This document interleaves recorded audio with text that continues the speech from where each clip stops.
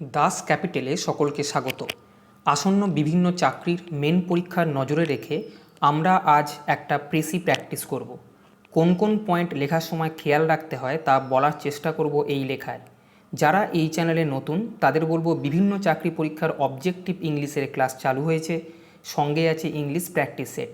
আর যারা অঙ্ক ও রিজনিংয়ের ক্লাস করতে চাও তার জন্য আমার অপর একটা YouTube channel Bengali man subscribe করতে পারো, লিঙ্ক ডিসক্রিপশান বক্সে দেওয়া আছে। যারা বিভিন্ন পরীক্ষার এরিথমেটিক কোশ্চেন প্র্যাকটিস করতে চাও তাদের বলি 550টা প্রশ্নের একটা প্র্যাকটিস বুক কিছুদিন আগেই পাবলিশ করেছি, প্রয়োজন মনে করলে বইটা নিতে পারো, লিঙ্ক ডিসক্রিপশান বক্সে দেওয়া আছে। চলো আজকের সেশন শুরু করা যাক। যে প্রেসিটা তোমাদের লিখতে দেওয়া আছে তাতে 3টে প্যাসেজ দেওয়া আছে, 3টে প্যারাগ্রাফ দেওয়া আছে। 3টে প্যারাগ্রাফের মধ্যে প্রথম স্লাইডে 2টো এবং পরের স্লাইডে একটা প্যারাগ্রাফ দেওয়া আছে। আমরা এই প্যাসেজটা খুব ভালোভাবে পড়ব এবং মূল অর্থ কী প্যাসেজের মধ্যে, অর্থাৎ প্যাসেজের ভাববস্তুটা কী সেটা ভাবার চেষ্টা করব। প্যাসেজের ভাববস্তু কোথায় থাকবে সেটা বলা খুব মুশকিল। অনেকে বলেন প্যাসেজের একদম প্রথম প্যাসেজে প্রথম 2টো লাইনে অথবা শেষ 2টো লাইনে, মোটামুটিভাবে সেটা নাও হতে পারে। পুরো প্যাসেজটা পড়ার পর সেন্ট্রাল আইডিয়া যেটা পাবে সেই সেন্ট্রাল আইডিয়াটা মাথায় রেখে তুমি পুরো জিনিসটাকে লেখার চেষ্টা করবে। এখানে মূল যে সমস্যাটা আমাদের মধ্যে আছে, বেশ কিছু ওয়ার্ড আছে যেগুলোকে আমরা হয়তো বাংলা করতে পারবো না বা তার মানে আমরা বুঝতে পারবো না, কিছু আসে যায় না। একটা ওয়ার্ডের জন্য পুরো প্যাসেজে কোনো এফেক্ট করে না। আমরা প্যাসেজটাকে পড়তে পড়তে ওয়ার্ডের যদি বেশ কিছু মানে না জানি, কিচ্ছু আসে যায় না। আমরা সেন্ট্রাল আইডিয়াটা যখনই পাবো আমাদের নিজেদের মতো করে কি আইডিয়া পেলাম সেটা বাংলায় ভাবি কি ইংরেজিতে ভাবি, যার যাতে সুবিধে হয়। অনেকে পেন দিয়ে পয়েন্ট করতে করতে লেখে নিচে এই পেন পয়েন্টগুলো ইম্পর্টেন্ট, কিন্তু আমি দেখেছি যে যখনই ছাত্রছাত্রীরা কি পয়েন্টগুলো ইম্পর্টেন্ট সেই লাইনগুলোকে যখন দাগ মারে সেই লাইনের ছাপ নিজের মাথার মধ্যে থেকে যায়। যখনই লেখাটা লিখতে যায় তখনই ওই লাইনটা হুবহু নকল করে দেওয়ার একটা টেন্ডেন্সি থাকে, অর্থাৎ ওই লাইনটাই আমার পেশির মধ্যে বসিয়ে দেওয়ার টেন্ডেন্সি থাকে। কিন্তু এতে করে কিন্তু পেশি ভালো হয় না এবং নম্বরও ভালো পাওয়া যায় না। তুমি যে পয়েন্টগুলোকে দাগ মারছো বা যে লাইনগুলো তোমার মনে হচ্ছে ইম্পর্টেন্ট লাইন, তার রেসপেক্টে তুমি এক কাজ করো না, মনে মনে ওই লাইনগুলোকে নিয়ে একটা ছোট্ট প্যারাগ্রাফ বানিয়ে নাও, অ্যাজ ইফ তোমাকে বলা হচ্ছে বাংলা থেকে ইংরাজি একটা ট্রান্সলেশন করো। মেন লাইনগুলোকে তুমি বানিয়ে একটা বাংলা লিখলে, আমি যেরকম করে করব, ওই বাংলাটাকে মনে মনে ট্রান্সলেট করো, তাহলেই কিন্তু পেশি লেখা অনেকটা সুবিধে হবে। কিন্তু যখনই লাইনের নিচে আমরা দাগ মারি, মেন পয়েন্টের নিচে দাগ মারি, তখন সেই লাইনগুলোকে হুবহু তোলার একটা টেন্ডেন্সি ম্যাক্সিমাম ছাত্রছাত্রীর মধ্যে থাকে। তাই দেখো কিভাবে প্র্যাকটিস করলে তোমার সুবিধা হবে, কিন্তু হুবহু লাইন নকল করাটা পেশির উদ্দেশ্য না। চলো আমরা পেশিটাকে একটু পড়ে নিই কী দিয়েছে প্যাসেজের মধ্যে। I quite understand that food and the utensils to eat it out of are both needful to man. আমি বাস্তবিকই বুঝি যে খাদ্য অ্যান্ড দ্য ইউটেন্সিলস, খাদ্যপাত্র, utensils to eat it out of are both needful to man, খাদ্য এবং যে পাত্রে খাদ্য দেওয়া হয় দুটোরই প্রয়োজন রয়েছে মানুষের। But where there is a shortage of food, কিন্তু খাদ্যের ঘাটতি যখন থাকে, এ পার্সিমনি, পার্সিমনি মিন্স কৃপণতা, a parsimony in regard to utensils also becomes necessary, খাদ্য পাত্রের প্রতি কৃপণতাও জরুরি। কি বলতে চাইলো লাইনটায়? আমার মনে করো খাদ্য রয়েছে, আমি পাত্রের মধ্যে খাদ্য খাবো, কিন্তু মনে করো আমাকে খুব কম খাবার দেওয়া হয়েছে, আমি খুব বড় পাত্রের মধ্যে তাকে দেবো না। আমি যখন ভাত খাচ্ছি থালায় খাবো, মুড়ি খাচ্ছি কম মুড়ি খাচ্ছি বাটিতে খাবো। কিন্তু মনে করো আমার এই দুটো খাবারই খুব কম পরিমাণে আছে, একদম কম, প্রায় জুটছে না, তখন বড় থালা ইউজ করার কোনো দরকার নেই, এটা বলছে। তখন সেই অনুযায়ী থালা ইউজ করো, আমার কম খাবার, ওই খাবারটা অনুযায়ী আমি খাদ্যপাত্র ব্যবহার করব। এটা মানে বলতে চেয়েছে যে আমি যতটা দরকার ততটাই ইউজ করব। বোঝা গেছে? এবারে দেখো to make the paraphernalia, paraphernalia মানে হচ্ছে সাজসজ্জা। To make the paraphernalia of our education so expensive, আমাদের শিক্ষা ব্যবস্থাকে সাজসজ্জায় ভূষিত করতে গিয়ে আমরা এটাকে এতটাই ব্যয়বহুল করে দিয়েছি যে education itself becomes difficult of attainment, শিক্ষা গ্রহণ নিজে থেকেই দুরূহ হয়ে উঠেছে।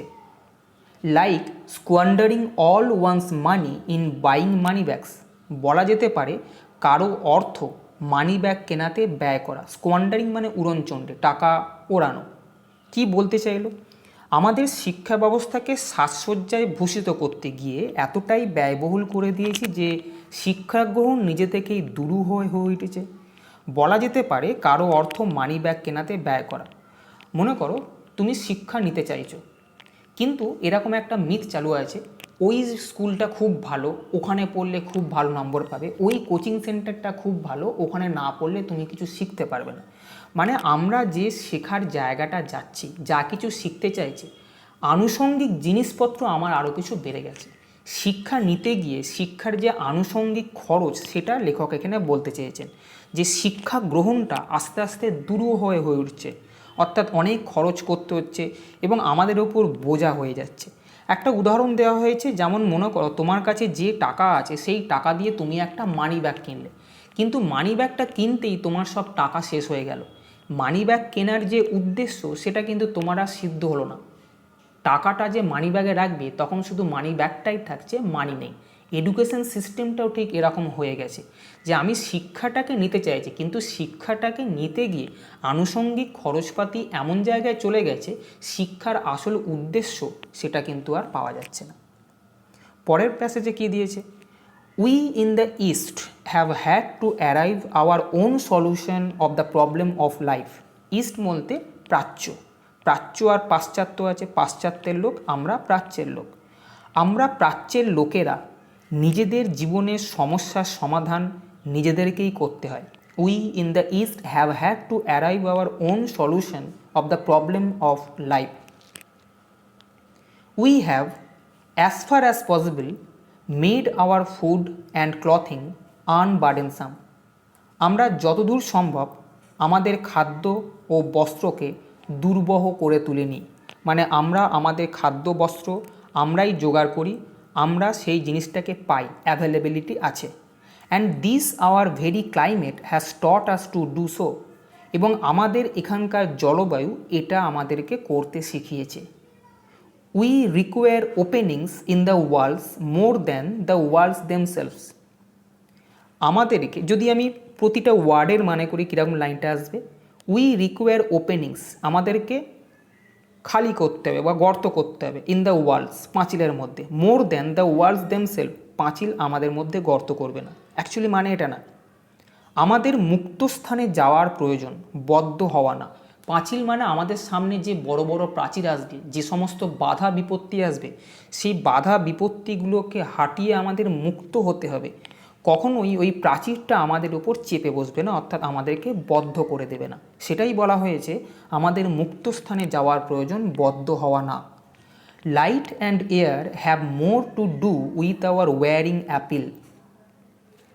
আলো এবং বাতাস, প্রাকৃতিক দুটো আইটেমের কথা বলা হয়েছে। আমাদের সাজানোর জন্য আলো বাতাস যথেষ্ট প্রয়োজন। অ্যাপারেল মিন্স পোশাক বা সাজানো। দেন দ্য ওয়েভার্স লুম, তাঁতির তাঁতের তুলনায়। তাঁতি তাঁত বোনে, সেই তাঁতে জামা কাপড় তৈরি করে আমরা পরি। বলছে যে এর ওপর যে নির্ভরশীলতা, তাঁতি তাঁত বুনবে, জামা কাপড় তৈরি করবে, এই যে নির্ভরশীলতা, সেই নির্ভরশীলতা থেকে কিন্তু এড়িয়ে আসতে হবে। কেন? আমরা প্রকৃতির কাছ থেকে সেই জিনিস পাচ্ছি, আমরা কারোর ওপর বেশি নির্ভর হব না। The sun makes for us the heat producing factor, সূর্য আমাদের কাছে তাপের উৎস। Which elsewhere are required from foodstuff, যা আমরা খাদ্যবস্তু থেকে পেয়ে থাকি। সূর্য থেকে যা যে তেজ আছে সেই তেজটা খাদ্যবস্তুর মধ্যে থাকে, সেই খাদ্যবস্তুটা থেকে আমরা সূর্যের শক্তিটা পেয়ে থাকি। অর্থাৎ প্রাকৃতিক উপায়, পড়াশোনা বলো বা শক্তি বলো, প্রাকৃতিক উপায় আমরা আমাদের মধ্যে পাচ্ছি। all these natural advantages have molded our life to a particular shape. এই সব প্রাকৃতিক সুবিধা আমাদের জীবনকে একটা আলাদা ছাঁচে গড়েছে, which I cannot believe it will be profitable to ignore in the case of our education. যা which I cannot believe it will be profitable, আমাদের শিক্ষার ক্ষেত্রে এটা উপেক্ষা করলে লাভজনক হবে বলে আমি বিশ্বাস করি না। অর্থাৎ ঠিক যেভাবে প্রাকৃতিক উপায়ে আমরা আমাদের শক্তি পাই, সূর্য থেকে আমরা আমাদের শক্তি পাই, ঠিক সেইভাবেই আমাদের শিক্ষার ক্ষেত্রে এটাকে অ্যাপ্লাই করতে হবে। এবং আমাদের শিক্ষার ক্ষেত্রে যদি আমরা এটাকে উপেক্ষা করি তাহলে লাভজনক হবে বলে আমি বিশ্বাস করি না। অর্থাৎ শিক্ষার যে মূল উদ্দেশ্য সেটা কিন্তু কখনোই পাওয়া যাবে না। পরের প্যাসেজটা দেখো, I do not seek to glorify poverty, আমি দারিদ্র্যকে মহিমান্বিত করছি না, মানে দরিদ্র হলেই যে সব কিছু পাওয়া যাবে, দরিদ্র হওয়াটাই ভালো, এটা আমি বলছি না। But simplicity is of greater price than the appendages of luxury, কিন্তু চাপিয়ে দেওয়া বিলাসিতা, অ্যাপেন্ডেজেস মানে চাপিয়ে দেওয়া, যা কিছু চাপিয়ে দেওয়া হয়েছে।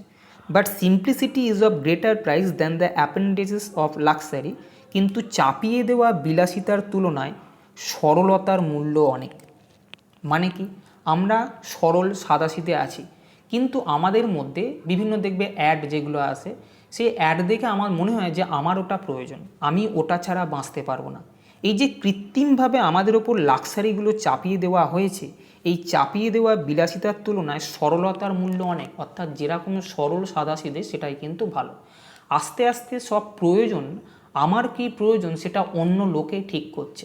অ্যাড যখন দেখছি তখন সে আমাকে বলছে দেখো এইটা করলে তোমার এইটা হবে, এটা ভালো হবে, এবং আমরা সেগুলোকে গিলছি।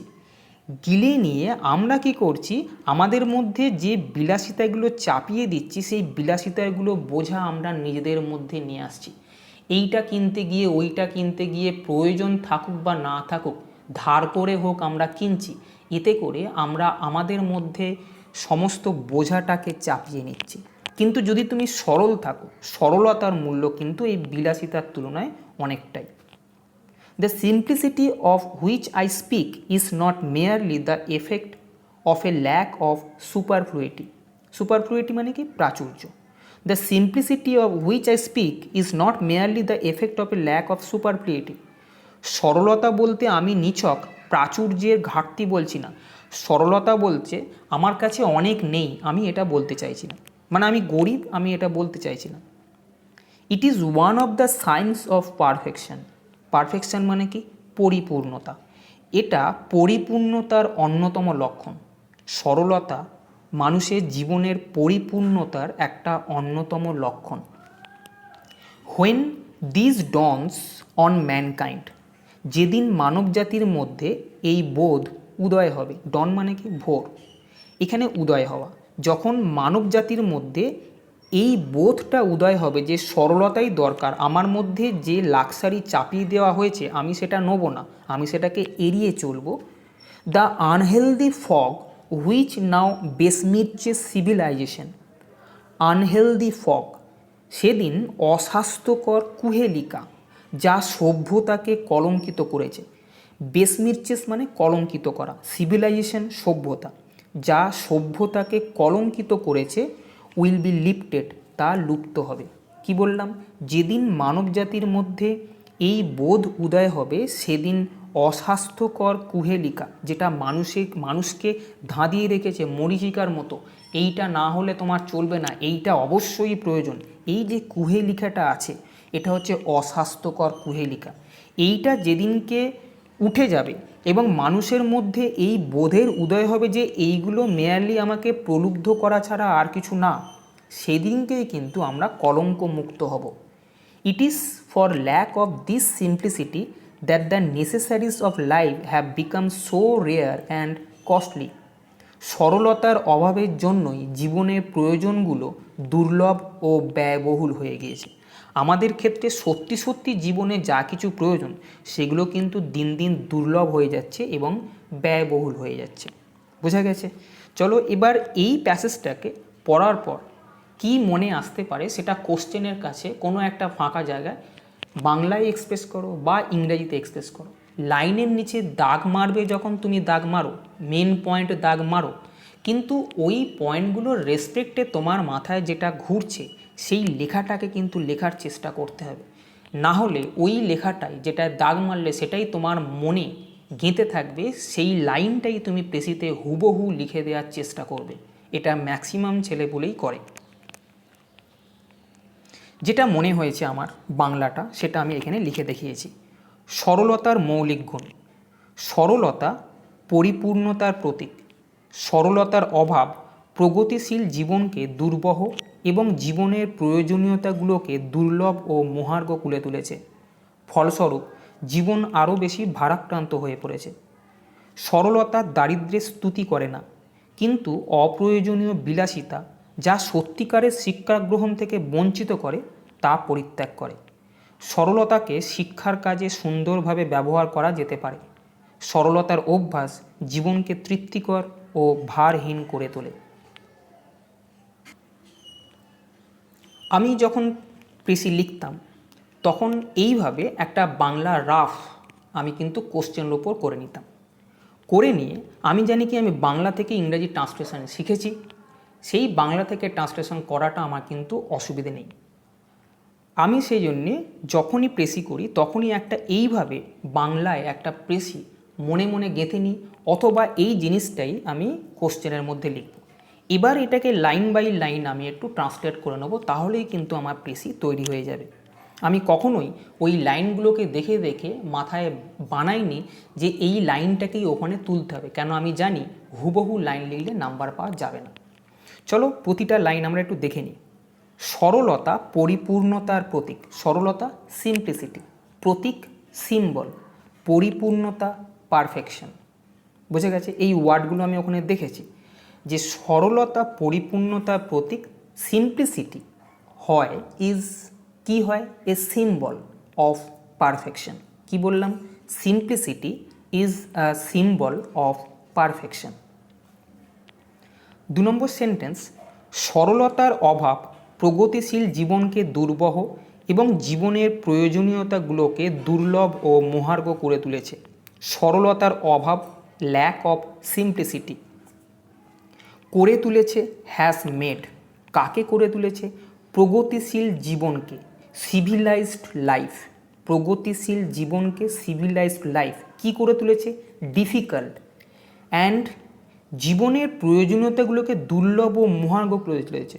অ্যান্ড অলসো মেড, শুধু মেড মানে কি, আগে আমি হ্যাজ দিয়েছিলাম, and also has made necessaries of life, জীবনের প্রয়োজনীয়তাগুলোকে দুর্লভ ও মহার্ঘ, স্কেয়ার্স অ্যান্ড কস্টলি। তাহলে লাইনটা কি এলো? Lack of simplicity has made civilized life difficult and also made necessaries of life scarce and costly. 3 number sentence, ফলস্বরূপ জীবন আরও বেশি ভারাক্রান্ত হয়ে পড়েছে। ফলস্বরূপ অ্যাজ এ রেজাল্ট জীবন আরও বেশি ভারাক্রান্ত হয়ে পড়েছে। Life has become more burdensome. Burdensome ওয়ার্ডটা আমি ওখানে দেখেছি। বোঝা গেছে? Life has become more burdensome, জীবন আরও বেশি ভারাক্রান্ত হয়ে পড়েছে। কি বললাম?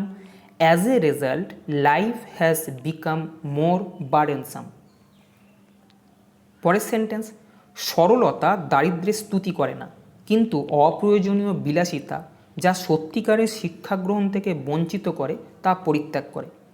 Simplicity does not glorify poverty but it discards, পরিত্যাগ করে, আননেসেসারি লাক্সারিস, অপ্রয়োজনীয় বিলাসিতা, for which attainment of real goals of education becomes difficult, যার জন্য সত্যিকারের শিক্ষা গ্রহণ যেটা আছে তার থেকে আমরা বঞ্চিত হই।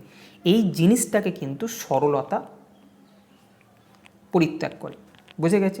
লাক্সারি যেটুকুনি দরকার সেটুকুনি, কিন্তু লাক্সারি যেটা তোমার মূল প্রয়োজন তার থেকে বেশি যেটা তোমার দরকার লাক্সারি করতে হবে।